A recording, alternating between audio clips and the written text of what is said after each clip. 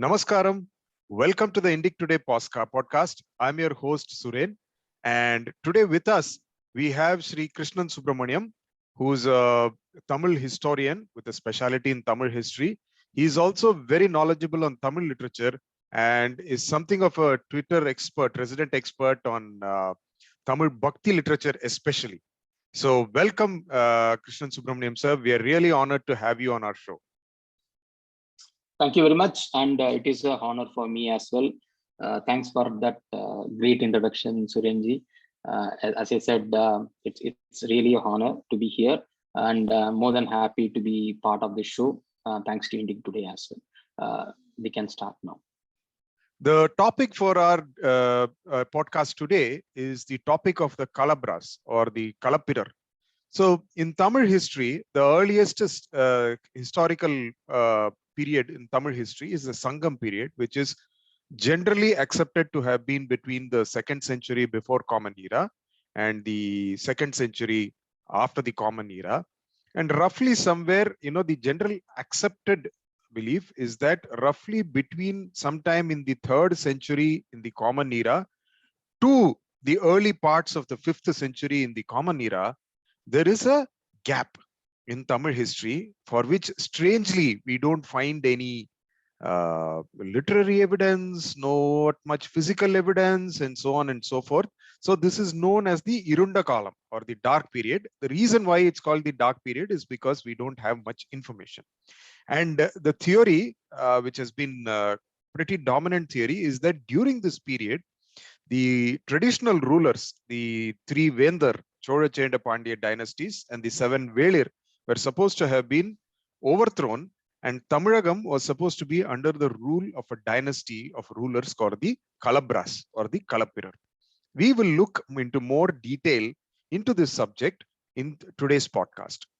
So, sir, going directly into the subject, the very first, one of the more stronger evidences comes from the 2 inscriptions, the Velvikudi inscription and the Dalavaipuram inscription. And the Velvikudi inscription talks about a Brahmin who comes and asks a Pandyan ruler for the grant of land, which was revoked by a Kali Arasan many centuries ago, and who was deposed 7 generations back, and he comes back and asks for that land grant. And that's how the story goes. So could you just throw some light on this particular aspect, sir? Right. So you're absolutely right that one of the substantial evidence of the Kalabra rules came from the Velvikudi inscriptions. Before that, there were scant literary evidence here and there. And it was baffling historians on what exactly happened between those those years, after Sangam years, and then before the rise of Pallavas and the medieval Pandyas. So that way, Velvikudi inscriptions gave a very clear-cut idea of what happened. It talks about the Adi Arasar, which were the initial kings who were ruling this land, been removed. Alavariya Adi Arasarai Agala Niki. So they have been removed by Kali Arasan. So they have talked about the Kalabra who are Kalabrananum Kali Arasan, the Kalabras who removed these kings. And then what happened later is a Pandya the Rajan, a Pandya king rose like a sun from the ocean. And then what he has actually done is to remove back the Kalabras and then reinstated the rule of Pandyas. So these were some of the lines which were given in the Velvikudi inscription. So that actually gave an idea that there were some dynasty called as Kalabras who were ruling this particular land, especially in Madurai. And then the person who removed their rule is called as Kadungon, because that was very clearly mentioned in the inscription itself. So that gave a light of Kalabra as a dynasty, which sort of ruled during this period. Now, there were mentions about this Kalabras, and then there is Kalvar and Kalapala. So a lot of historians got confused whether they were one and the same or not. In fact, some of the historians like Sadasiva Pandaratar were thinking that Kalabras and Kalappalas are 2 different dynasties. Now, then came the Dalavaipuram plates, which came much later, which got sort of discovered fairly late. And that gave very clearly saying that the Kadinyayiru, Kavinalangar, Kalappalar, Kulam, Kalaindu. So Kalappalar is mentioned in Dalavaibur. Kalappar is mentioned in Velvikudi. So they were very clear now is that both of them were same. And that particular rulers were removed by the Pandya kings, especially Kadungon. Then there was another phrase which is sort of mentioned in both these plates. The Velvikudi plates mentioned Manam Pertha king. Okay, so Manam Pertha means who removed the pride of Kalabras. Okay, so which means that it's not that they were totally destroyed, but their pride was reduced. From being a strong king who were ruling this particular land, they were reduced to a chieftain or a vassal or something like that. So that was happened in that is another inference which can be drawn from both these inscriptions. Sir, following on, this Velvikudi inscription is a few centuries after these events are said to have happened. And the Dalavaipuram is probably even further later in time, if I'm not wrong. These were, somewhere in the 6th, 7th century. Given the distance and given the fantastic nature of the story that, a Brahmin comes and says that, 7 generations back, a ruler deposed, and even before that, my forefathers had a land grant from Mudugudumi Peruvazhi, who appears in the Purananuru, and you should give it back to me. And the Pandyan king, just without checking or anything, how did he just give that land to them? This is a fantastic aspect to the story. Could you please shed some light on that? Actually, if you look at the way things happened during the time, this is not very unusual. There were a lot of instances where the grants given by a particular king got removed forcibly in many cases, and also due to the wear and tear over a period of time, and that got reinstated. Now, if you look at the history of Pandyas itself, everybody thought Velvikudi was the first copper plate. Before that, there were another plates called as Elayanputtur plates. These Elayanputtur plates were given by the Nindrasir Nedumaran. You would have heard him about in the Priya Puranam and all those things, right? So Arigesiri Parangusavarman was his name. So he was the person who gave this Elayanputtur grants to a Brahmin. Now, it was forcibly destroyed by people who were living there for some reason. Now that got reinstated about a couple of centuries later, because they were clearly shown that this is actually given by your forefather, and then please give it back. That happened. Same thing in Velvikudi also. See, if you look at the Velvikudi copper plates itself, that was given, as you said, by 7th century. It was discovered in 1893 only, and it was actually printed in 1893. We really don't know when it was unearthed, how it went all the way to British Museum, etc. So after even 1,000 years, we see that people find these copper plate grants and then try to claim. Even in the Dalavaipuram case is another classic case where it was actually given by Pandyan Kadungo, who incidentally sort of reinstated the Pandyan dynasty in Madurai. Now, what happened is the similar way, some land grabbers, like the local dadas of our times, they went and grabbed this, destroyed the records, and then split the entire land into 3-4 parts, etc.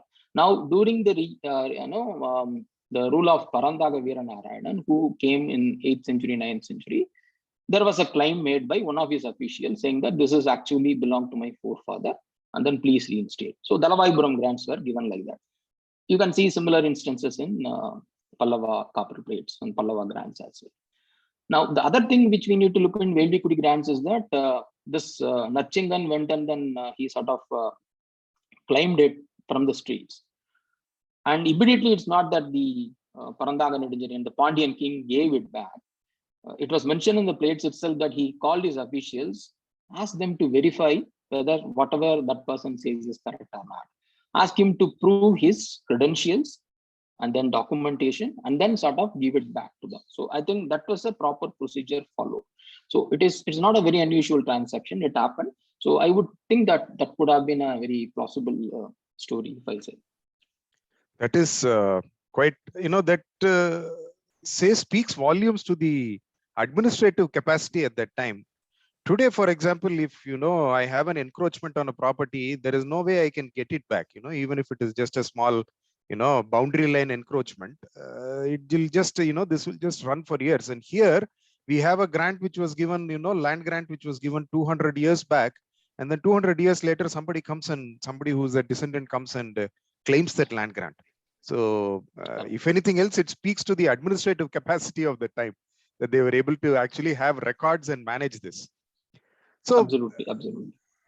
in my in the subsequent the literary evidence, so while I was studying this, I got two pieces where there is some kind of established literary evidence. One is the Yaparangalam, which I think, if I'm not wrong, it is from the 10th century Common Era, where the Chera, Chola, Pandya are supposed to have lamented about how the Kalappiran came and broke their rule.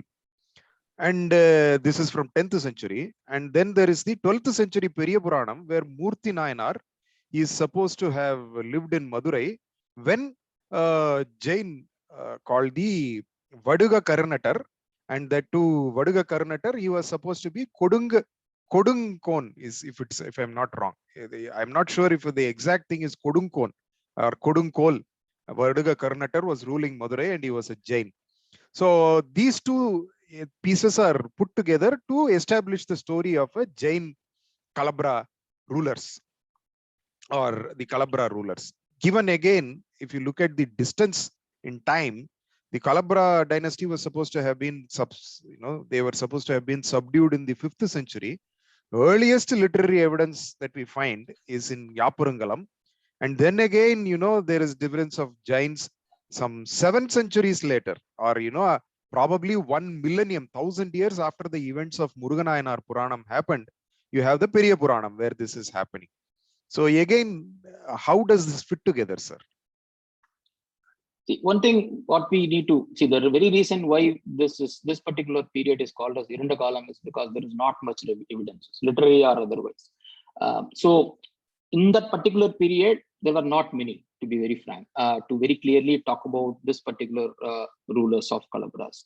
So whatever we need to take is what came after that, the copper plate bands of Pandyas, which we talked about. Then the evidences which we sort of mentioned. Periya Puranam, in fact, if you look at Periya Puranam as such, Periya Puranam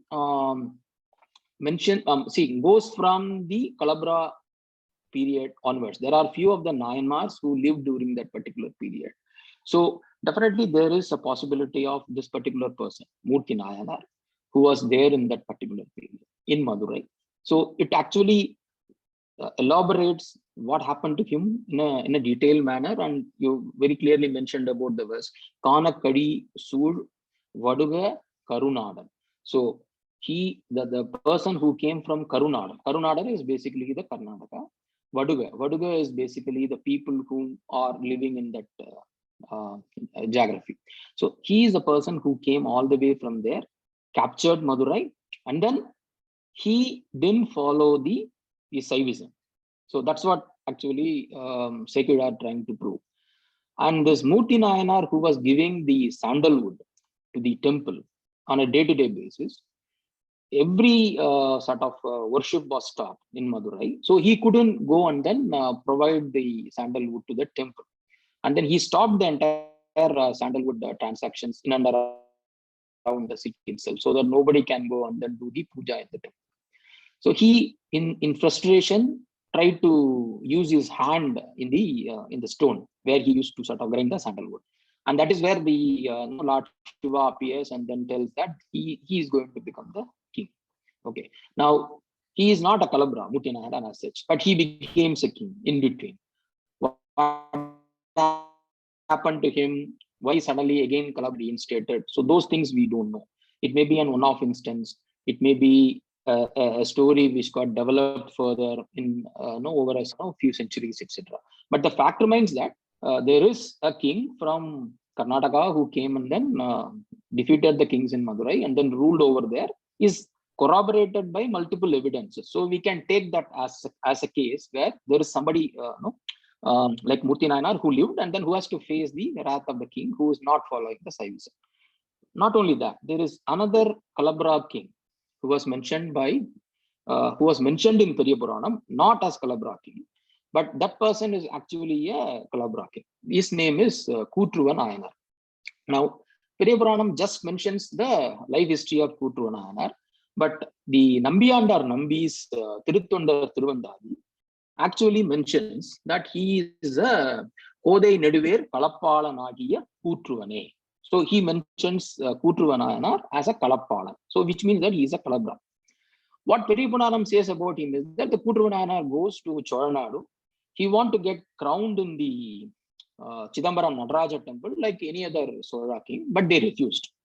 And then he actually went back and then goes to Lord Shiva. Now, why those guys refused to crown this person is a mystery. People gave different reason, but given that he is a Kalapala king, obviously that may be the reason, because they were very clear that we will only crown people who belong to a Chola dynasty.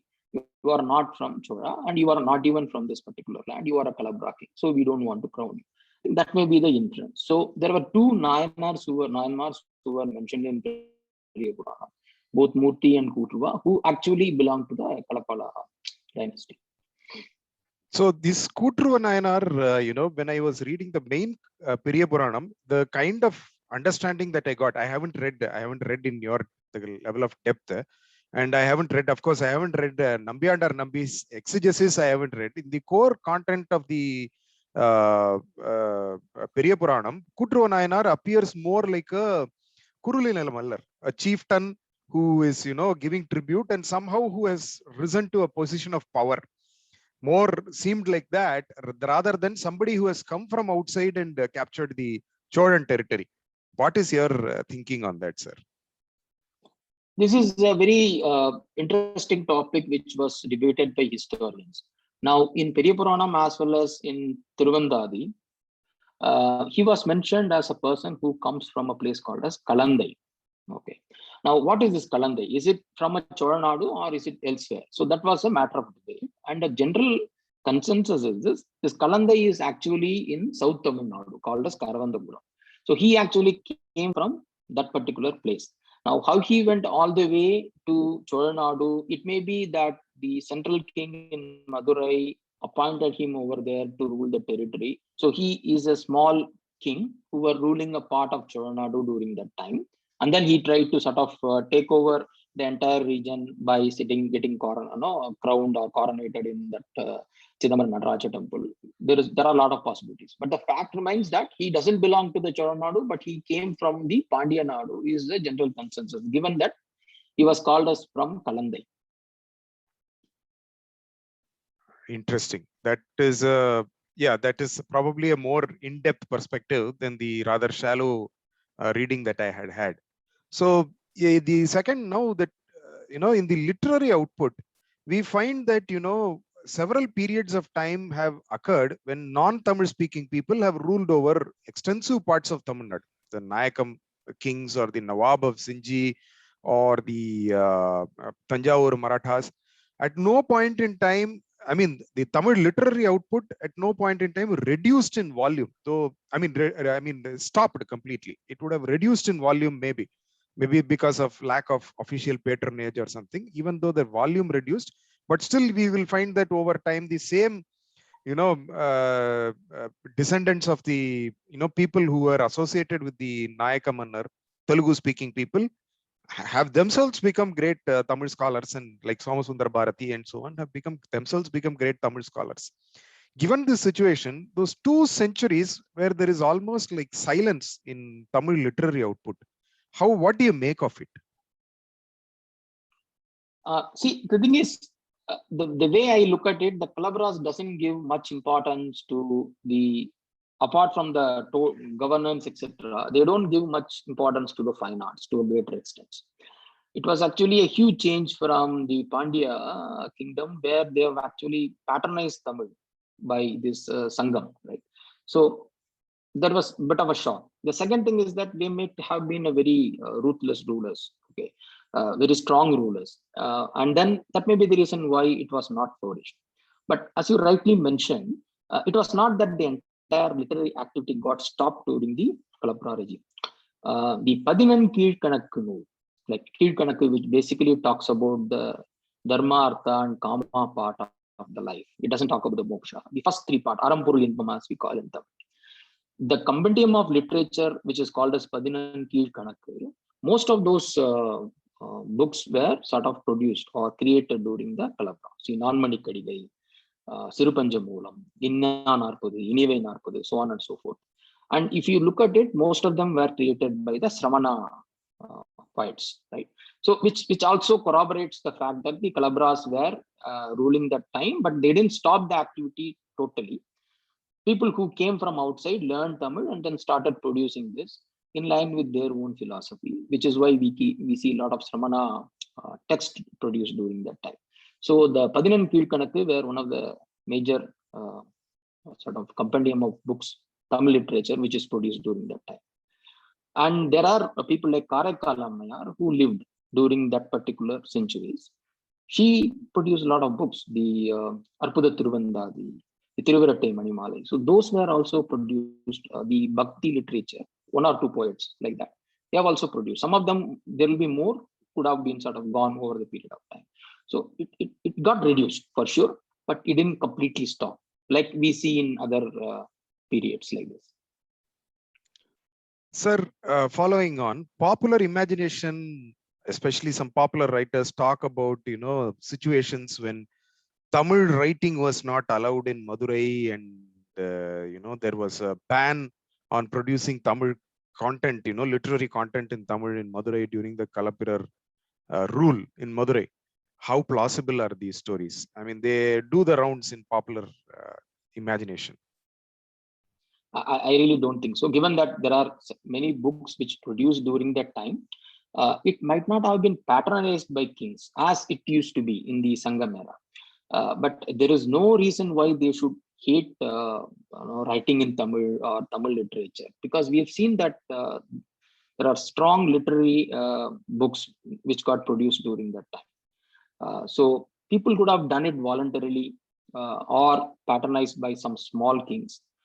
There is no evidence from the historical perspective that they've stopped the Tamil literature during the Kalabra rule. In fact, there were one or two kings who patronized that as well, in my opinion. So what we should do is, overall, the literary activity got substantially reduced, only to be given a flip by the Bhakti movement, which came later.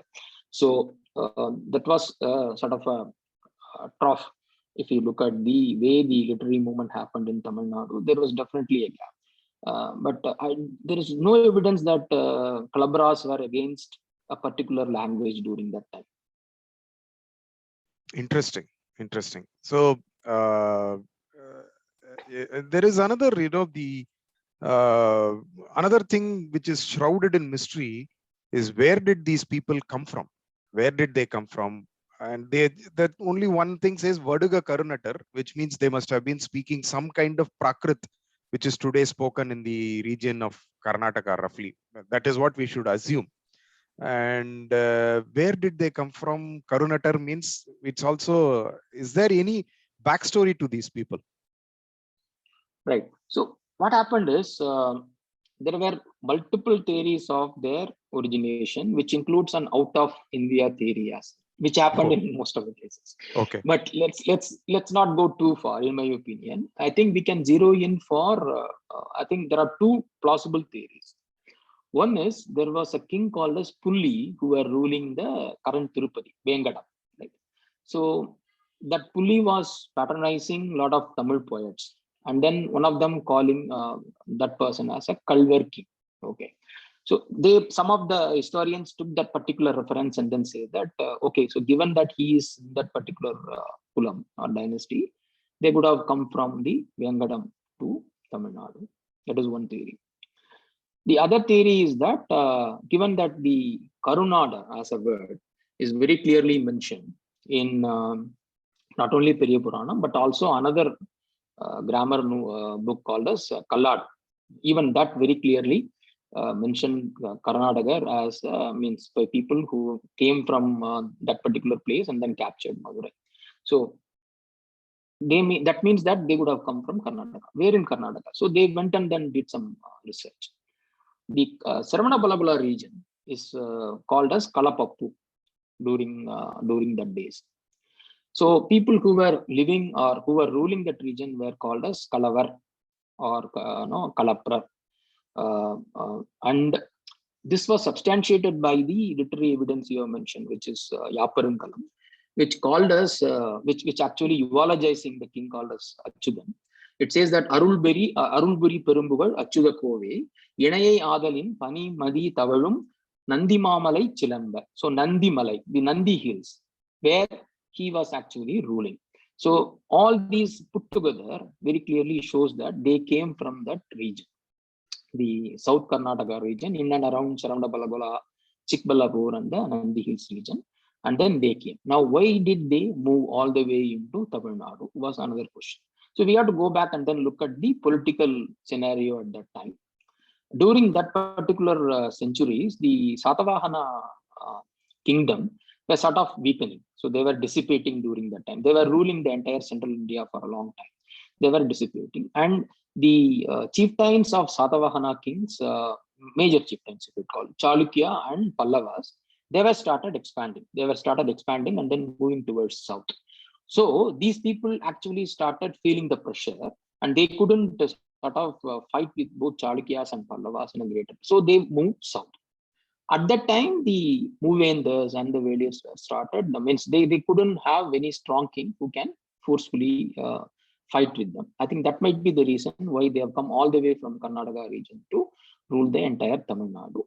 I think that theory was clearly corroborated by multiple evidence. So we can take that they came from the South Karnataka region and then defeated the Tamil kings.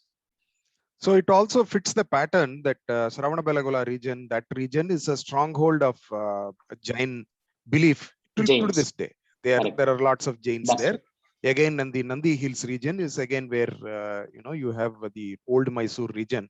And again, if you look at the history, around 400 years or so, from Sangam literature, the Moovendar, the three Vendar, Cherachola Pandyas and the Velirs had a stable polity, and eventually stable polities become unstable over time. And there was, if you look at the evidence, literary evidence, it seems there was constant infighting between these kings and these Velirs. So it's quite possible that a power vacuum emerged and these people stepped in to fill that power vacuum. Now, one question I had is, there is only one name, Achyuta, which appears. So what is the theory on this name, sir? Is this the name of one particular Kalabra king, or was it a regnal title of sorts? What is the thinking around that? It seems to be a regnal title because we find a lot of Achyutas in the Kalapala dynasty, ruling at multiple points of time. There is one person in 5th century. There is another one in 10th century. And then the famous Megandar, who were sort of a father of the Saiva Siddhanta, his father name is also Achyuta Kalapala. Okay. So Achyuta seems to be a regnal title, which sort of moved over a period of time. And incidentally, that is the name of Vishnu, we all know. So it is again another indication that not all the Kalabras are followers of Jain religion. So they were followers of other religions as well during that dynasty. So it is a regnal name, as we see multiple kings having that particular name. So Achyuta being something like the kings of Thailand to this day, their regnal title is always Rama. So Achyuta could have been the regnal title of the Kalapras. So there is this, this theory that they might have been only exclusively Jain, or they were very intolerant Jains, from a religious perspective. And then there is this whole history how the Jains were very intolerant. From one perspective, if you look at the Shaivite perspective, they will say that the Jains were very intolerant. If you look at the modern day other perspectives, they will say that the Shaivites were very intolerant to the Jains and destroyed their rocket pallis and so on and so forth. So how does that fit in with this Kalabra story? There are always a lot of conflicts between religions, especially during that particular time, given that each were trying to sort of get a dominance and rather get a limelight from the ruler during that time. So this sort of conflict is inevitable, and everybody claims that they were superior in some aspects and they were victims in some other aspects. So I would take in that way. But whether Kalabras were followers of a very strong Jain religion or not, there is absolutely no evidence as such. They came from Saravana Balagula, and then given that that is the background, they have a Jain religious background, and predominantly we can see a lot of them have followed that particular religion. We can see that in the case of Murti Nayanar as well. The king is very clearly mentioned as somebody who's followed the Jain philosophy by Saitya. But there are other people like Achyutam, who followed Vaishnavism. And there was a particular verse which actually talks about eulogizing the Achyuta in Yaparankalam, which talks about Aruludai Uruva Nir Parabudum Bengo, Irularu Tigiriyodu Valamburi Tadakai, Uruvane Venda, Irunilam Kudutta Nandi Mal, which means that the person who is having the chakra and shangu in his hand, you prayed him and then he gave 2 lands to you, which means the original land and the occupied land. So it means that Achyuta is a follower of Vaishnavism, and then he prayed to Thirumal, which is very clearly come in Apparambalam. And then we talk about another king called as Chendan Kutran, who gave donation to a Shiva temple in Pulanguruchi. Pulanguruchi inscription talks about that. Later part of the Kalabra kings, we can see Kokand and Ravi giving grants to Shiva temple. So they were following multiple religions, as I said, but predominantly Jain probably. And they were very tolerant. There were Achyuta Kalabra, who was sort of praised by the Buddhas, Buddhist, Okay. Buddhadatta Thera. Okay. So there are every religion they were taking, doing good. Like fairly like any standard, Indian dynasty, who had generally they had the king would have and the ruling family would have some kind of allegiance to some religion or some, they would have their devatas, but they were generally comfortable with their subjects following whatever religion they wanted. So this brings us to an interesting question. Who were these Kalabra kings? And is there a lineage or a set of kings who ruled and some stories around their rule and so on? Right. So the way we look at it, given that the predominant evidence of their ruling comes from Madurai, it is very clear that there were some kings who were ruling Madurai, the Pandya Nadu. That is one aspect. The second thing is there were other kings who were ruling the other parts of Tamil Nadu. Obviously, because it was not a single king who were ruling the entire region. That was very clearly established, given that we are getting a lot of names around. So if at all, the persons who are ruling the Madurai, there is no very clear name which is identified.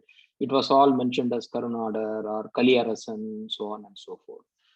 So who are the names? If at all we can get some names of the Kalabra kings. I think the first comes the Achyuta Vikrantaka. The evidence comes from the Buddhadatta Mahathera, who actually was one of the great Buddhist monks who were living in the Cholanadu. And it said that the Achyuta was ruling from the Kaveri Pumbatinam, which is the Pumbuha region. And the name of the king is Achyuta Vikantaka. So he, the Buddhadatta wrote a book called as Vinaya Vinichayam. Now, the chronology of the Buddhadatta was established because there were a contemporary Sri Lanka king who mentions him. So that is where the 5th century thing came up, where this Achyuta Vikantan has come in. And he is mentioning a sloka, Achyuta Vikande Kalappala Kula Nandane Mahim Samanu Sasante Arato Samamapito. So that's what was mentioned by Buddhadatta about the Achyuta Vikanta. So that is very clearly says that there is one guy, one person named Achyuta Vikandan as a king who was ruling the Cholanadu during that time.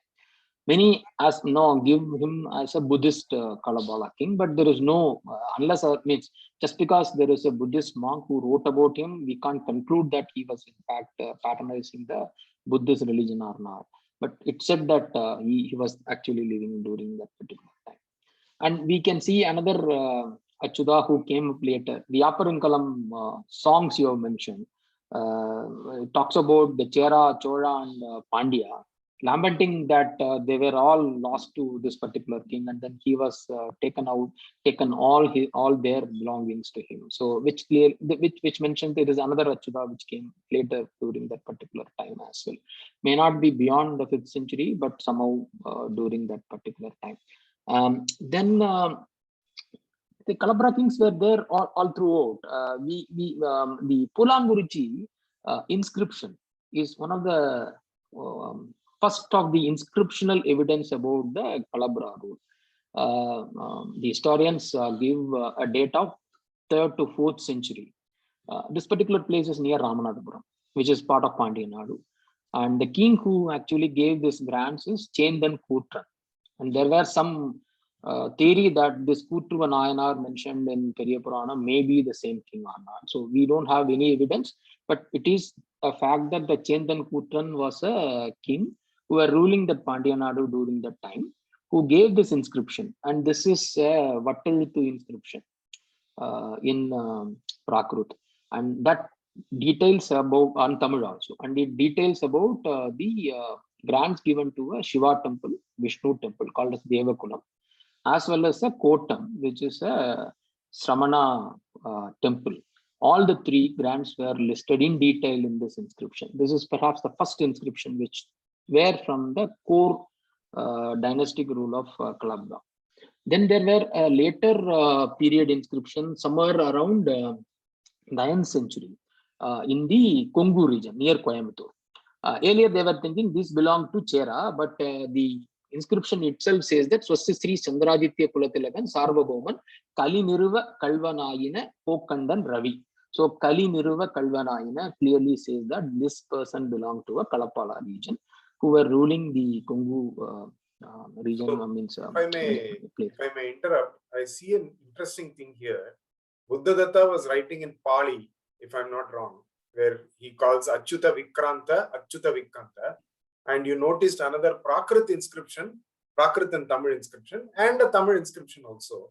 So that Prakrit, was it a Karnataka variant, or was it a generic Prakrit? Because they seem to be no different from the the Pallava inscriptions or the later Chola inscriptions. Of course, later on it came in Sanskrit and Tamil, but the Pallava inscriptions, early ones, are in Prakrit. So they seem to be no different in there. No difference. There is no difference. It was said that the Kalabras followed Sauraseni Prakrit, which is one of the variant of that. That was their core language. But again, there were Pali, there were Tamil inscriptions as well. This one is Tamil in the 9th century. So they were following multilingual policy, as we can say.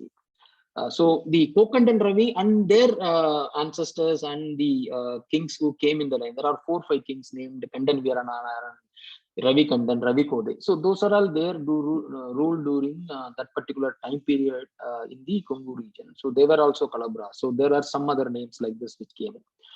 There is apart from the Kutruva Nayanar, which we mentioned in the Periya Puranam, in the Vaishnava side, Tirumanga Yalvar is said to be from the Kalabras, because he was called as Kaliyan, Kalikandri. Those were the honorary names given to Tirumanga Yalvar. He was ruling the Ali region, that is during the post-Kalabra region, post-Kalabra time period. And he Kalvar, so he belonged to that Kalvar group. All these things sort of made historians like M. Raghavayangar to conclude that Tirumanga Yalvar is also a Kalabra who were ruling that region, and then he became a Vaishnavite saint later. So that is another king who sort of we can mention from the Kalabra dynasty. So we get such evidences of their names. Very interesting. So their names are, they span across history, and Ravi seems to be one common name, and Kutran may have been a common name for their rulers. So because we see certain patterns like Jatavarman, Sundaran, these will be very similar among the Pandyan rulers, and Madurandakan and these kind of names are very similar among the. And again, if you take the Pallava rulers, Vishnu, Simha Vishnu, Narasimhan, you would see a pattern. So again, this seems like a pattern, and they don't seem too different from the various set of rulers who ruled like the Pallavas or the others. So this brings me to a very interesting, curious question. What happened during the Kalapra rule? What happened to the existing Movendar, the three kings, Chera, Chola, Pandya, and the seven Velir, Pari, Kari, Valviri, Ori, Ayandiran, Adiman, and all these people, these rulers? What happened to them when the Kalabras were ruling? Where were they? I think they were all gone into hiding, underground rather, as if we talk about the modern language, because for some reason they couldn't stand up to this particular rule. If you look at all the three major kings, the Cheras were sort of least affected because they were ruling the hilly region in the current Kerala state. The people who were ruling the Kongu region, Kongu Cheras, they were all sort of, because the capital of Karur was also there for Cheras. So they were all moved to the current Kerala region, which is beyond the hills. So not much is affected, but we don't know anything about them also during the time because of other regions. A lot of migrations happened all the way from the north, and then the Chera entire kingdom went through a major change during that time, which is the reason why we don't have much information during that particular period. Comes to Cholas and Pandyas, I think Pandyas sort of migrated out is a common conclusion. We can see that during that time there were a king called as Pandu who were ruling the Sri Lanka, which means that probably the Pandya dynasty, somebody would have gone to Sri Lanka and established their rule. They were ruling for a couple of centuries, and then the dynasty got ended. We are seeing an inscription in Champa in Thailand, in the Southeast Asia, which talks about a Sri Mara, which means that there may be some Pandya lineage there as well. So probably they would have moved out and then came back later. Kadungon would have been a king who would have come back all the way, or he would have been there in a small place in Tamil Nadu itself. Same thing is with Cholas also. They were sort of moved into some sort of a hiding, only to come back later. And the Velirs continued, some of them under Kalabras. We can see the Kodumbalur Irukkuvel inscription continuing during the Kalabra period. Eventually that got emerged as this Bodhi Vikramakesari, and all those people came from the Irukkuvel family only. So the Velirs continued, sort of changed into some other king names during that particular period, and then re-emerged later. That is the conclusion probably we can have of the erstwhile kings of Tamil Nadu during that time. So this brings me to the next question. After the Pallavas and the Pandyas, the Pallavas rose in the north in Kanchi, and the Pandyas, regained their territories in Madurai. What happened to the Kalabras? Did they, where did they go? Did they go away somewhere, or what happened? I think if we go by that the grants which we talked about at the beginning of the session, their tribes were reduced, which means that they were not totally destroyed. They were sort of moved into a chieftain or a king of a small region, etc., which also can be sort of taken by the references of them coming again and again in many of those inscriptions. If you take Pallava, Simhavishnu claims that he has defeated Kalabras. That's the first king which we see in Kasagudi copper plates. Then Narasimha Pallava also defeated Kalabras, which comes in Kuram plates.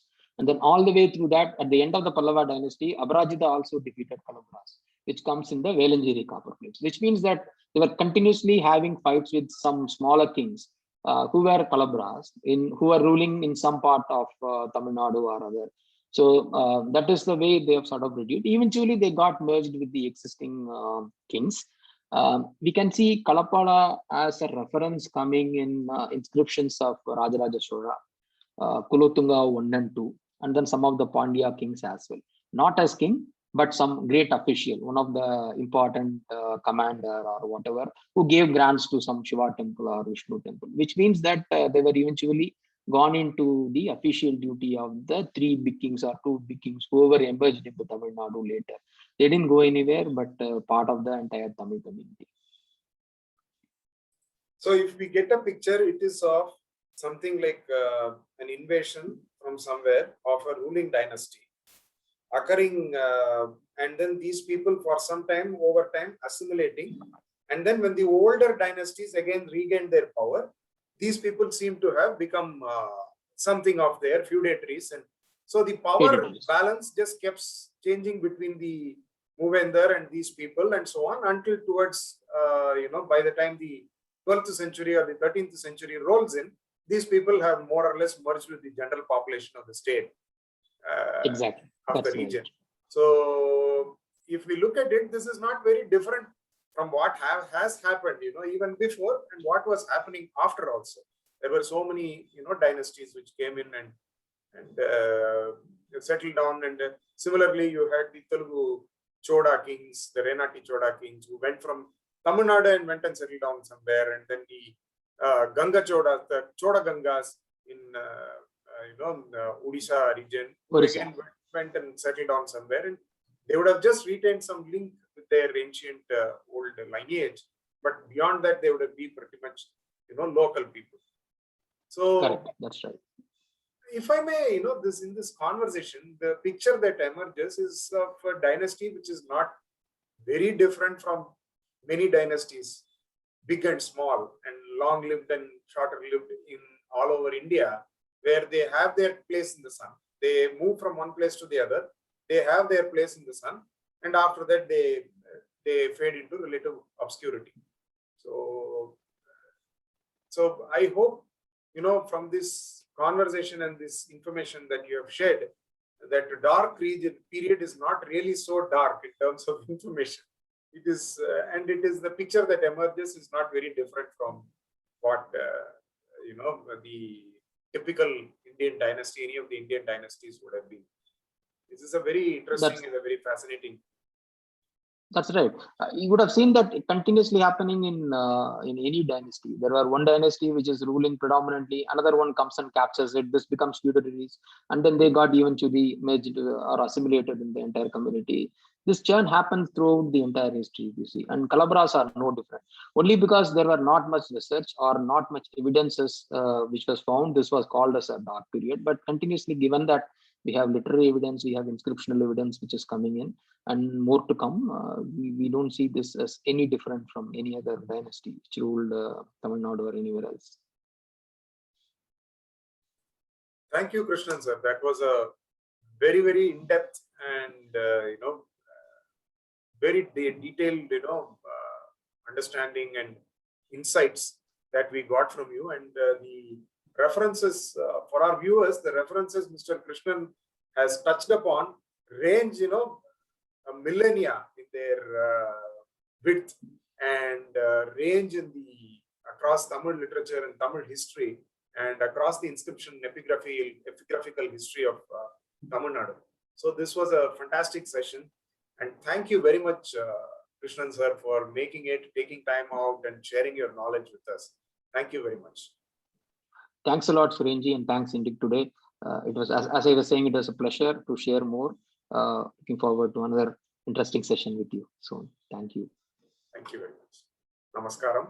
So we hope to see more of Sri Krishnan in our future podcasts, where we will probably discuss other topics related to Sri Krishnan's heart with respect to Tamil literature, Bhakti literature, and so on and so forth. Thank you very much again. Thanks a lot. Thank you very much.